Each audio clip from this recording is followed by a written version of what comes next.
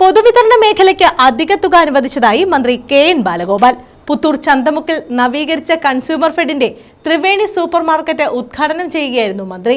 ഗുണമേന്മയുള്ള സാധനങ്ങൾ ന്യായവിലയ്ക്ക് ഉപഭോക്താക്കൾക്ക് എത്തിക്കും. നവംബർ മാസത്തോടെ അതിദരിദ്രർ ഇല്ലാത്ത കേരളമായി സംസ്ഥാനത്തെ പ്രഖ്യാപിക്കുമെന്നും മന്ത്രി പറഞ്ഞു.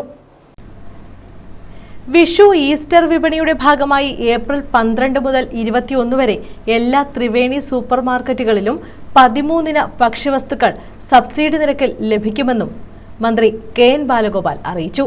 ജയ അരി, കുറുവാരി, പുത്തരി, പച്ചരി, പഞ്ചസാര, ചെറുപയർ, വൻകടല, ഉഴുന്ന്, വൻപയർ, തുവരപ്പരിപ്പ്, മുളക്, മല്ലി, വെളിച്ചെണ്ണ എന്നിവയ്ക്കാണ് സബ്സിഡി ഉള്ളതെന്നും മന്ത്രി വ്യക്തമാക്കി. ഏറെ സാധനങ്ങൾ സൗകര്യമായ വില കുറഞ്ഞു കിട്ടുന്ന സാധനങ്ങൾ വേറെയുള്ള ഒരു ഷോപ്പ് പുത്തൂർ ജംഗ്ഷനിൽ വന്നിരിക്കുകയാണ്. അത് പുത്തൂർ ജംഗ്ഷനിൽ മാത്രമല്ല, കൺസ്യൂമർ ഫെഡിൻ്റെ പ്രവർത്തനങ്ങൾ കേരളത്തിലാകെ വിപുലമായ തരത്തിലുണ്ട്. ഇപ്പോൾ അധ്യക്ഷൻ പറഞ്ഞതുപോലെ വിഷു ഈസ്റ്റർ മാർക്കറ്റ് മറ്റന്നാൾ തുടങ്ങും, 12-ാം തീയതി മുതൽ തുടങ്ങും.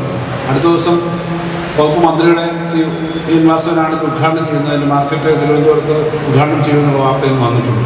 വിഷു ഈസ്റ്റർ മാർക്കറ്റിന് വേണ്ടിയിട്ടും നമ്മളെ കൺസ്യൂമർ ഫെഡിന് ഇപ്പോൾ കഴിഞ്ഞ ദിവസമാണ് 15 കോടി രൂപ ഈ സബ്സിഡി കാര്യങ്ങൾക്കായിട്ട് അനുവദിച്ചത്. എല്ലാ പ്രധാന ഉത്സവങ്ങൾക്കും പ്രധാനപ്പെട്ട വിശേഷാവസരങ്ങളിലെല്ലാം മാർക്കറ്റിലെ വില പിടിച്ചു നിർത്തുന്നതിന് വേണ്ടിയും നല്ല സാധനങ്ങൾ കൊടുക്കുന്നതിന് വേണ്ടിയും നന്നായി പ്രവർത്തിക്കുന്ന ഒരു സ്ഥാപനമാണ് consumer fed. Triveni super market അങ്കണത്തിൽ നടന്ന യോഗത്തിൽ consumer fed director G Thyagarajan അധ്യക്ഷത വഹിച്ചു.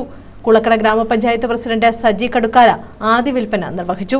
Consumer fed regional manager I Lailamol, assistant regional manager K S. Bijukumar, ഗ്രാമപഞ്ചായത്ത് പ്രസിഡന്റുമാർ, ജില്ലാ ഗ്രാമപഞ്ചായത്ത് അംഗങ്ങൾ, സ്റ്റാൻഡിംഗ് കമ്മിറ്റി അംഗങ്ങൾ, SSCB പ്രസിഡന്റുമാർ തുടങ്ങിയവർ പങ്കെടുത്തു.